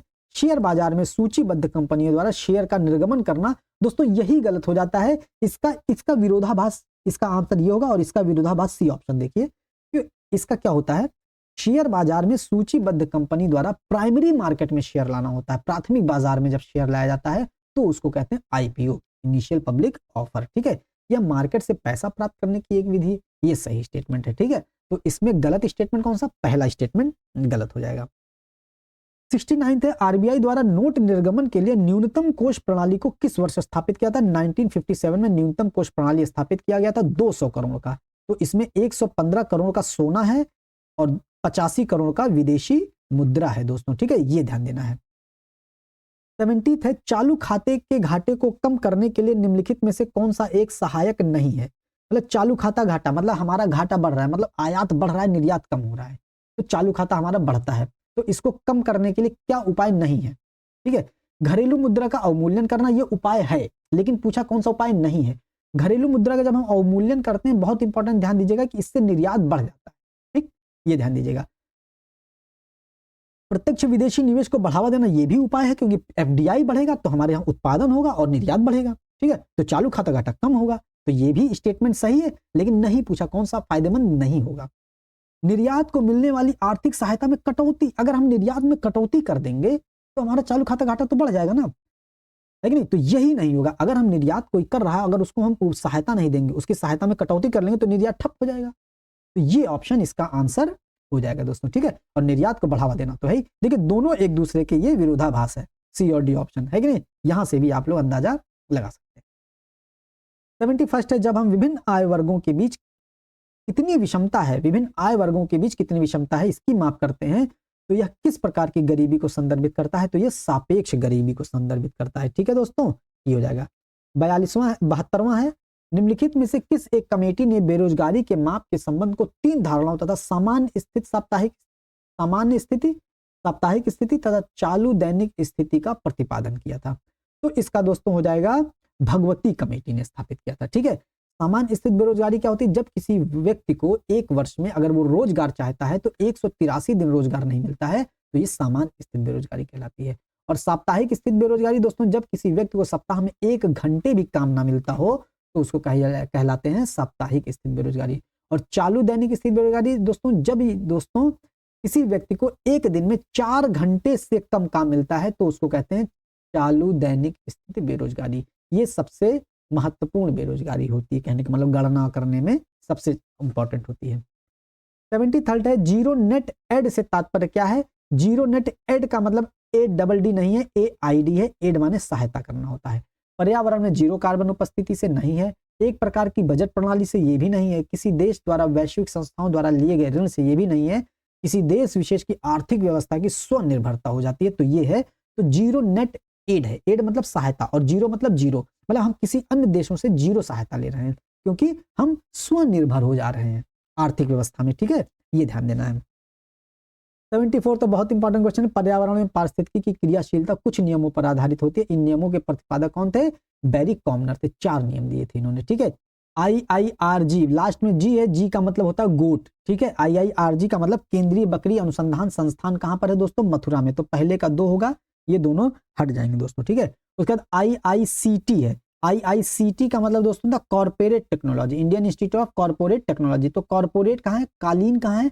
कालीन भैया भदोही मिर्जापुर में है, ठीक है, ये हो जाएगा। तो दूसरे का पहला हो जाएगा, तो मतलब ये दोनों हो जाएंगे, कोई भी हो सकता है। और एनएसआई, एनएसआई का मतलब एस मतलब नेशनल शुगर इंस्टीट्यूट, तो नेशनल शुगर इंस्टीट्यूट कहाँ है दोस्तों, कानपुर में है, ठीक है, तो इसका ए ऑप्शन सही हो जाएगा। और एनआईबी, एनआईबी का मतलब क्या होता है, नेशनल इंस्टीट्यूट फॉर बायोलॉजी, ये क्या होता है, बायोलॉजी मतलब नोएडा में है, ठीक, तो दोस्तों इसका ए ऑप्शन सही हो जाएगा, ठीक है, ये हो जाएगा। 76 है, डिफेंस एक्सपो का आयोजन किया जाता है प्रति 2 वर्ष, अभी पिछला वाला लखनऊ में हुआ था, है कि नहीं, ये हो जाएगा। 77 है, निम्नलिखित युग्मों में से कौन सा एक सही सुमेलित नहीं है। गौर झील दोस्तों रामपुर में है, सही सुमेलित है। बरुआ सागर झांसी में सही सुमेलित है। बेला सागर मिर्जापुर में नहीं है, तो यही आंसर हो जाएगा। और बेलासुर कहाँ है, महोबा में है, ठीक है दोस्तों, ये याद रखना है। आंधी तौल, औंधी ताल कहाँ है, वाराणसी में, ये भी सही है, ठीक। 78 उत्तर प्रदेश संयुक्त वन प्रबंधन 1992 में शुरू हुआ था, ये इंपॉर्टेंट है, ध्यान देना है, ठीक है। उसके बाद 79 क्वेश्चन आ जाता, उत्तर प्रदेश सरकार द्वारा चलाई जा रही एक जिला एक उत्पाद योजना कब शुरू हुई थी, 2018 में शुरू हुई थी, ठीक। परंपरागत उद्योगों का विकास के लिए किस लिए शुरू हुई थी, ये सही है। स्थानीय कौशल विकास, ये भी सही है। वस्तुओं का अधिक मात्रा में निर्यात करना, ये भी है। उत्तर प्रदेश को एक एक्सपोर्ट हब बनाने के लिए शुरू की गई थी, तो उपरोक्त सभी इसका आंसर हो जाएगा। 80 है, निम्नलिखित राज्यों में से कौन एक 2011 की जनगणना के अनुसार कुल साक्षरता दर और नगरीकरण के स्तर की दृष्टि से भारत में दूसरे स्थान पर है। दोस्तों साक्षरता दर में पहला स्थान किसका, केरल का है, और दूसरा स्थान किसका है, मिजोरम का है। और नगरीकरण में भी पहला स्थान किसका है, गोवा का है। नगरीकरण में पहला स्थान गोवा का है और दूसरा स्थान मिजोरम का है, तो ये आंसर इसका सही हो जाएगा, ठीक है। 81 है, सही सुमेलित बताना है। विश्व व्यापार संगठन दोस्तों जिनेवा में है मुख्यालय, इसका सही है। यूरोपीय आर्थिक समुदाय ब्रुसेल्स में है, सही है। विश्व बैंक न्यूयॉर्क में नहीं है, तो ये गलत है, और यही गलत पूछा है, तो यही आंसर हो जाएगा, सही सुमेलित नहीं पूछा है, ठीक है। तो विश्व बैंक न्यूयॉर्क में है, न्यूयॉर्क में नहीं है, तो इसका वॉशिंगटन डीसी में है, ठीक है, ये हो जाएगा। एशियान का जकार्ता में है, ये सही सुमेलित है, ठीक। तो 82 हो जाएगा दोस्तों। शून्य बजट प्रणाली का सर्वप्रथम प्रयोग यूएसए ने किया था। शून्य बजट प्रणाली क्या होती है, हम पिछले वर्ष को शून्य मान करके अपने अगले वर्ष का बजट बनाते हैं, ठीक है। पिछले वर्ष के जो खर्च होते हैं, अनुमान होते हैं, उनको हम शून्य मान लेते हैं, ठीक, ये हो गया। 83 निम्नलिखित कथनों पर विचार करना है। इन्वेस्ट यूपी के अंतर्गत गवर्निंग बॉडी का अध्यक्ष वित्त मंत्री होता है, दोस्तों गलत है, वो होते हैं मुख्यमंत्री होते हैं, ठीक है। इन्वेस्ट यूपी एक निवेश प्रोत्साहन एवं सुविधा एजेंसी है जिसकी स्थापना उद्योग बंधु के स्थान पर की गई थी, सही स्टेटमेंट है, तो दूसरा इसका सही हो जाएगा, ठीक। 84 है, उत्तर प्रदेश स्टार्टअप फंड योजना शुरू हुई थी 2020 में, अभी ऊपर आया था वन डिस्ट्रिक्ट वन प्रोडक्ट योजना, कब शुरू हुई थी, 2018 में शुरू हुई थी, ठीक है। 85 है, 2011 की जनगणना के अनुसार उत्तर प्रदेश से संबंधित निम्नलिखित कथनों पर विचार करना है। तो उत्तर प्रदेश में महिला साक्षरता दर 57.2 थी, सही बात है, और पुरुषों की 77% थी, ठीक। दूसरा स्टेटमेंट है, उत्तर प्रदेश में कार्यबल में महिलाओं की सहभागिता 16.75% है, ये भी सही है, तो मतलब दोनों कथन सत्य हैं और असत्य पूछा है, तो डी इसका सही हो जाएगा, ठीक है। 86 है, उत्तर प्रदेश के किस जिले में को पूर्व में मोहम्मदगढ़, सोबितगढ़ तथा कोल क्षेत्र के नाम से जाना जाता था, तो ये दोस्तों अलीगढ़ को जाता था, ठीक है। मोहम्मदगढ़ नाम रखा था इब्राहिम लोदी ने, जो पानीपत के तीसरे युद्ध में हरा दिया गया था, और सोबितगढ़ रखा था मुगल गवर्नर सोबित खान ने रखा, ठीक है, ये ध्यान देना है, ठीक। 87 का है, नरहरिदास किसके गुरु थे इसमें से, तो नरहरिदास दोस्तों तुलसीदास के गुरु थे, ये तो याद ही हो, पता ही होगा। 88 है, फंडिंग टू द अनफंडेड निम्नलिखित में से किस एक योजना का लक्ष्य है, फंडिंग टू द अनफंडेड प्रधानमंत्री मुद्रा योजना का लक्ष्य, अभी पिछले ऊपर पढ़ चुके हैं, प्रधानमंत्री मुद्रा योजना 2015 में आई थी, और इसमें 3 प्रकार के ऋण हैं। प्रथम ऋण है शिशु ऋण, दूसरा है किशोर ऋण, तीसरा है तरुण ऋण। शिशु ऋण दोस्तों 50,000 तक है, और ये किशोर ऋण दोस्तों 50,000 से 5 लाख तक है, और तरुण ऋण दोस्तों 5 लाख से 10 लाख के बीच में है दोस्तों, ठीक है, ये ध्यान देना है। 89 तक किस्सा राधा कन्हैया के लेखक कौन है, नवाब वाजिद अली शाह हैं, जो लखनऊ के अंतिम नवाब थे, यही नवाब वाजिद अली शाह हैं, ठीक है। 19 है, कथन कारण वाला है, उद्देशिका संविधान का अभिन्न अंग है, बिल्कुल सही बात है, क्योंकि संविधान की उद्देशिका का वही स्थान है जो अन्य उपबंधों का है, ये भी सही है, और कथन कारण की व्याख्या भी कर रहा है दोस्तों, ठीक। 91 है, बधुआ मजदूरी उन्मूलन अधिनियम 1976 को संविधान के किस अनुच्छेद के क्रियान्वित कराया गया था, दोस्तों जब मौलिक अधिकार पढ़ते सेम चीज कराए थे, और सेम चीज क्वेश्चन मिला है दोस्तों, एक भी चीज हमारा एक भी फैक्ट जो हम दे रहे हैं वो भारी नहीं है दोस्तों, वो क्वेश्चन पूछा जाता है, और दोस्तों इसका आंसर अनुच्छेद 23 होगा, बेगारी बलाश्रम और दुर्व्यापार को रोकने के लिए दोस्तों 1976 में बंधुआ मजदूरी उन्मूलन अधिनियम लाया गया था, और इसके पहले 1956 में भी लाया गया था अनैतिक व्यापार निवारण अधिनियम दोस्तों। ठीक है, उसके बाद 1976 में ये हो ही गया। ये किससे संबंधित है? ये अनुच्छेद 23 से संबंधित है। अब अगला दो कानून और आ रहे हैं अनुच्छेद 24 से संबंधित। कौन कौन से? 1986 में एक आ रहा है और एक 2016 में आ रहा है। देखिए सब में 6 है, कितना आसान याद करना, 56, 76, 86, 16 है कि नहीं दोस्तों। इस तरीके से एक एक चीज जो हम पढ़ाए हैं फर्जी नहीं है। अगर यहां पर ये चीज क्वेश्चन पूछा जा रहा है तो इसका मतलब इन तीनों में से भी इन तीनों में से भी कोई चीज पूछी जा सकती है दोस्तों। ठीक है, आप लोगों को अगर लगता होगा कि हमारा जो पॉलिटी का सेशन बहुत भारी सेशन है, भारी सेशन नहीं, एग्जाम ओरिएंटेड सेशन है और उसमें से क्वेश्चन बाहर जा ही नहीं सकता है। ठीक है, और 1986 में आया था बाल श्रम प्रतिषेध व विनियमन अधिनियम आया था, और इसी को संशोधन करके 2016 में बाल एवं किशोर श्रम अधिनियम लाया गया था दोस्तों। ठीक है, ये दोनों अनुच्छेद 24 से संबंधित है और ये दोनों ऊपर वाले अनुच्छेद 23 से संबंधित है। ठीक है, ये ध्यान देना है। 92 क्वेश्चन है, राष्ट्रपति द्वारा कुछ क्षेत्र से विशेष ज्ञान या अनुभव रखने वाले 12 सदस्यों को राज्यसभा में मनोनीत किया जाता है। सही बात है। तो कह रहा है कि इनमें से कौन सा उसमें सम्मिलित नहीं है? तो दोस्तों सहकारिता सम्मिलित नहीं है। कौन कौन से क्षेत्र सम्मिलित है? साहित्य, कला, विज्ञान और समाज सेवा। साहित्य, कला, विज्ञान, समाज सेवा और सहकारिता वो राज्यपाल के लिए, जब वो राज्य में नियुक्त करता है, उनके लिए है दोस्तों। ठीक है, ये ध्यान दीजिएगा। और हम आपसे पूछ चुके हैं कमेंट सेक्शन में क्वेश्चन, लेकिन आप लोगों ने आंसर नहीं बताया। चलिए हम यहाँ बता देते हैं। ये जो 12 सदस्यों के मनोनीत का प्रावधान है, ये हमारे संविधान में किस देश के संविधान से प्रेरित है? ये भी आयरलैंड के संविधान से प्रेरित है। जैसे नीति निदेशक तत्व तो आयरलैंड के संविधान से प्रेरित है, वैसे ये भी। और आयरलैंड के संविधान से एक चीज और प्रेरित है, अनुच्छेद 54 का निर्वाचक मंडल।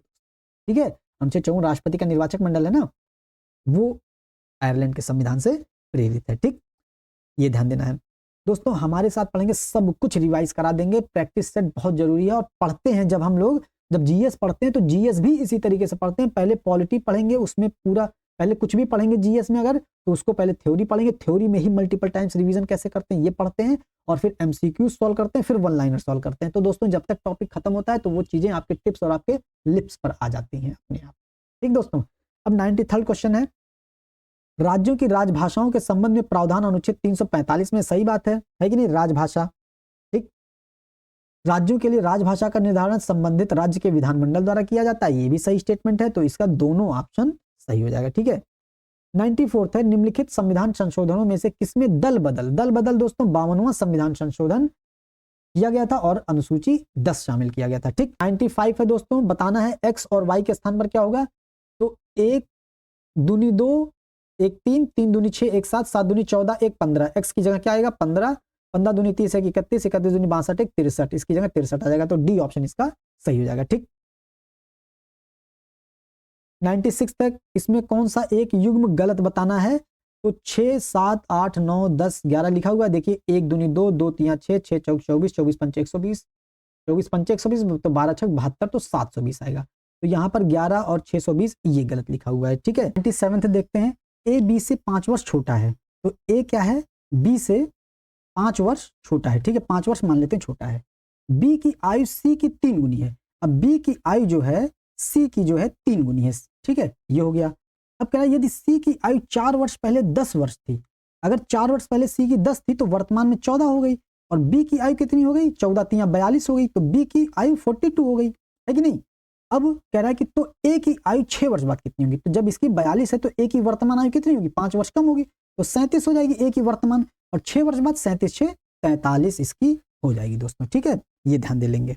98 है दोस्तों, DLOC, ये देखिए ये COLD कोल्ड हो जाएगा। इसको उल्टा करके पढ़ें, COLD कोल्ड, कोल्ड मतलब ICE आइस, आइस माने बर्फ। ठीक है, और एक HOT हॉट, हॉट माने गर्म, तो इसका TEAT, टी माने चाय हो जाएगा दोस्तों। ठीक है, 99 क्वेश्चन है कि यदि किसी माह की 23 तारीख को रविवार है तो 2 सप्ताह 4 दिन पहले, मतलब 14, 2 सप्ताह 4, 7 7 14 4 18 दिन पहले कौन सा दिन होगा? 5 करेंगे इसमें, तो इसको 5 2 7 करेंगे, तो इसका आंसर रविवार से चाहे हम 3 दिन बाद करें या तीसरे दिन करें या उसके 4 दिन पहले करें, तो बुधवार इसका आंसर दोस्तों सही हो जाएगा। ठीक है, 100वें का इसी तरीके से आप लोग कर लेंगे तो सी ऑप्शन इसका सही हो जाएगा।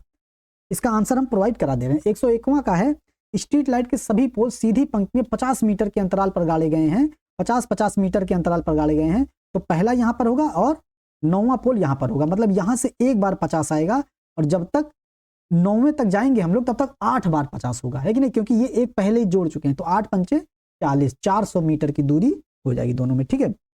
102 है, एक घड़ी के आईने में देखने पर 3:40 हुआ है, तो इसको सही समय क्या होगा, तो इसको 12 से घटा देंगे तो 3 8 8:20 आंसर हो जाएगा, ठीक। 103 है, एक लड़के की तस्वीर की ओर इंगित करते हुए मधु ने कहा कि उसकी बहन मेरे पिताजी की इकलौती पुत्री है, बताएं कि मधु का पिताजी से उस लड़के का क्या संबंध है। मधु के पिताजी से उस लड़के का क्या संबंध है, लड़का दोस्तों पुत्र हो जाएगा, ठीक है। 104 का दोस्तों शब्दकोश में चौथा स्थान आप लोग कर लेंगे, इसका बी दूसरा आंसर सही हो जाएगा, ठीक है।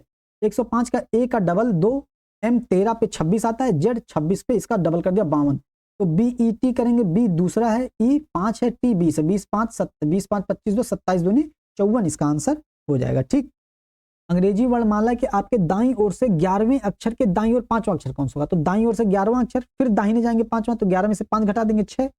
तो अब पूछ रहा है कि कौन सा अक्षर होगा, तो बाहर से जब पीछे से 6 घटाएंगे, पीछे से 6 किस में से घटाएंगे, 26 में से नहीं घटाएंगे, 27 में से घटाएंगे, तो 27 में से 6 घटाएंगे तो 21 आएगा, 21वें पर यू होता है दोस्तों, ठीक है।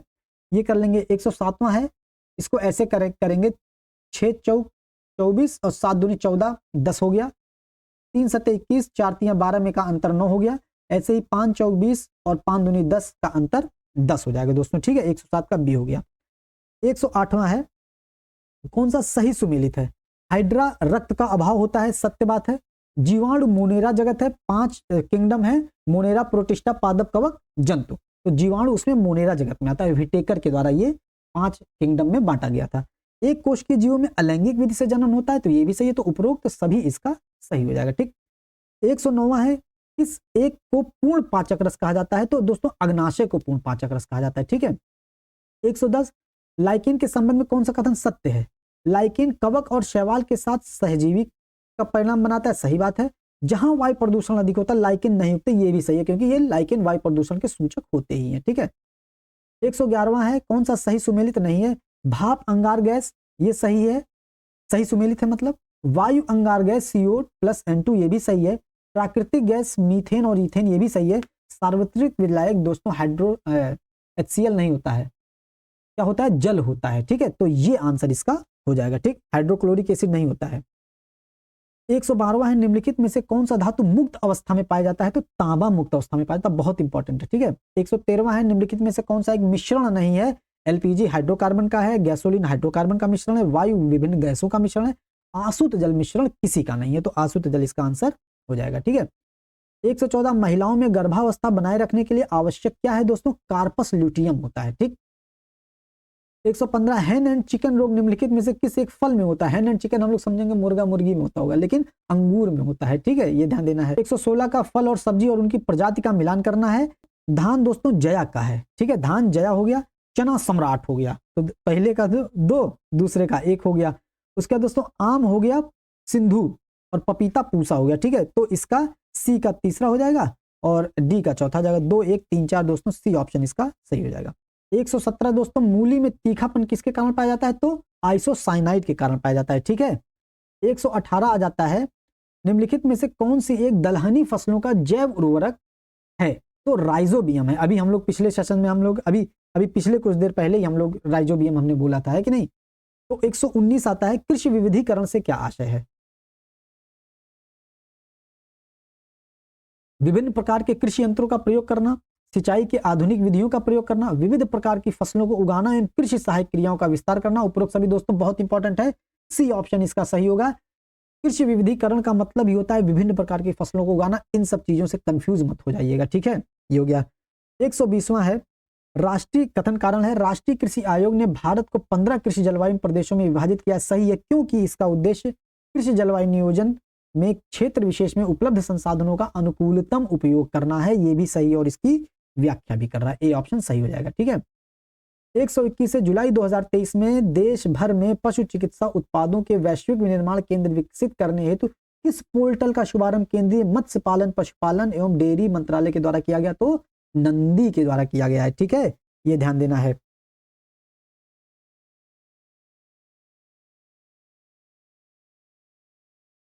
122वां है जुलाई 2023 में जेम्स फर्ग्यूसन जिम स्केया को inter government panel on climate change का नया अध्यक्ष नियुक्त किया गया है। वह किस देश के हैं? तो जिम स्केया दोस्तों यूनाइटेड किंगडम के हैं। ठीक है। 123वां है जुलाई 2023 में निम्नलिखित में से किन्हें प्रतिष्ठित लोकमान्य तिलक राष्ट्रीय पुरस्कार प्रदान किया गया है? तो नरेंद्र मोदी को किया गया है। ठीक।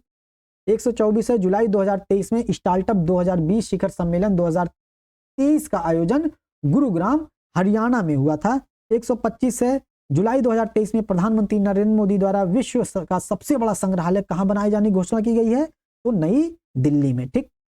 126वां है जुलाई 2023 में निम्नलिखित देशों में से कौन सा एक ट्रांस पैसिफिक पार्टनरशिप के लिए व्यापक और प्रगतिशील समझौते CPTPP में शामिल होने वाला पहला यूरोपीय देश बना है? यूनाइटेड किंगडम बना है दोस्तों। ठीक है। 127वां है केंद्र सरकार द्वारा जुलाई 2023 में निम्नलिखित में से किसे अंतर्राष्ट्रीय वित्तीय सेवा केंद्रीय प्राधिकरण IFSCA का नया अध्यक्ष नियुक्त किया गया है? तो के राजा रमन को। ठीक। बहुत इंपॉर्टेंट अंतर्राष्ट्रीय बाघ दिवस दोस्तों 29 जुलाई को मनाया जाता है। ठीक है। 129वां जाता है जुलाई 2023 को निम्नलिखित अरब देशों में से कौन मनी लॉन्ड्रिंग एशिया प्रशांत समूह में पर्यवेक्षक का दर्जा प्राप्त करने वाला प्रथम अरब देश बना है? दोस्तों UAE बना है। ठीक। बहुत इंपॉर्टेंट है, ध्यान दीजिएगा। 130 है जुलाई 2023 में निम्नलिखित में से कौन सा देश संघाई सहयोग संगठन SCO का स्थायी सदस्य बना? ये भी बहुत इंपॉर्टेंट है, ईरान बना है। ठीक। 131 है जुलाई 2023 में किस राज्य में मानव हाथी संघर्ष की समस्या समाधान हेतु गजह कोथा अभियान शुरू किया है? तो असम के द्वारा शुरू किया है। बहुत इंपॉर्टेंट है, कंफ्यूज हो सकते हैं हम लोग कर्नाटक और केरल में। ठीक है, इंपॉर्टेंट, ध्यान दीजिएगा।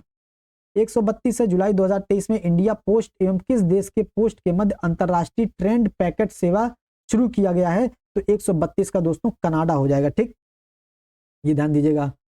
133 से विश्व युवा कौशल दिवस मनाया जाता है, 15 जुलाई को मनाया जाता है। ठीक, 134 है जुलाई 2023 में किस देश की संसद द्वारा सर्वोच्च न्यायालय की न्यायिक समीक्षा पर अंकुश हेतु एक विधेयक पारित किया गया? तो इजराइल के द्वारा पारित किया गया है। ठीक, 135 है जुलाई 2023 में साल्वेक्स 2023 नौसेना अभ्यास का आयोजन भारत एवं किस देश की नौसेना के मध्य किया गया? तो ऑस्ट्रेलिया के मध्य किया गया है। ठीक, 136 है जुलाई 2023 भारतीय आम महोत्सव आमरस का आयोजन किस देश में किया गया है? तो दोस्तों 136 का रूस हो जाएगा, आमरस का रूस किया गया है। ठीक है, 137 जुलाई 2023 में निम्नलिखित में से किन्हें देश का नया साइबर सुरक्षा समन्वयक NCSC चुना गया? तो नायर जी को चुना गया है। ठीक, ये ध्यान दीजिएगा। 138 है निम्नलिखित जुलाई 2023 में क्यों डांग्यू संयुक्त राष्ट्र खाद्य एवं कृषि संगठन UNFCO के महानिदेशक चुने गए? सही बात है। क्यों डांग्यू दक्षिण कोरिया के कृषि एवं ग्रामीण मामलों के मंत्री रह चुके हैं? गलत है, ये चीन के रह चुके हैं। ठीक है, ये ध्यान देना है, तो केवल एक इसका सही हो जाएगा। ठीक, 139 है जुलाई 2023 में G20 श्रम एवं रोजगार मंत्रियों की बैठक का आयोजन कहां किया गया है? 139 का ये जो बैठक का आयोजन किया गया था ये इंदौर में किया गया है। ठीक, 140 है जुलाई 2023 में नाटो शिखर सम्मेलन का आयोजन कहां किया गया? तो लिथुआनिया में किया गया था। ठीक, विल्नियस में किया गया था। ठीक है दोस्तों, इस तरीके से दोस्तों हम लोगों ने 140 क्वेश्चन चारों ऑप्शन के साथ मैपिंग के साथ बहुत अच्छे से कवर किए हैं, फुल बैकग्राउंड के साथ, फुल पिछले प्रैक्टिस सेट में जो जो आए हैं उसका भी बेहतरीन तरीके से रिवीजन करके किए हैं। इस तरीके से आपको एक्सप्लेनेशन कहीं नहीं मिलेगा और इतने कम समय में कहीं नहीं मिलेगा। लोग आएंगे फर्जी बातें भी करते चले जाते हैं, तो दोस्तों इधर कोई फर्जी बात नहीं होती। दोस्तों उम्मीद करते हैं आपको सेशन काफी पसंद आया होगा। नीचे हमने इसके आंसर प्रोवाइड करा दिए हैं आपको टेलीग्राम ग्रुप पे, GS वाले भैया टेलीग्राम ग्रुप पे हम इसका PDF सेंड कर देंगे और हमारे WhatsApp नंबर पे भी हम इसका लिंक इसको PDF को सेंड कर देंगे। तो दोस्तों उम्मीद करते हैं सेशन आपको पसंद आएगा। सेशन को लाइक कीजिएगा, शेयर कीजिएगा, सब्सक्राइब कीजिएगा। मिलते हैं अगले सेशन में। जय हिंद, जय भारत।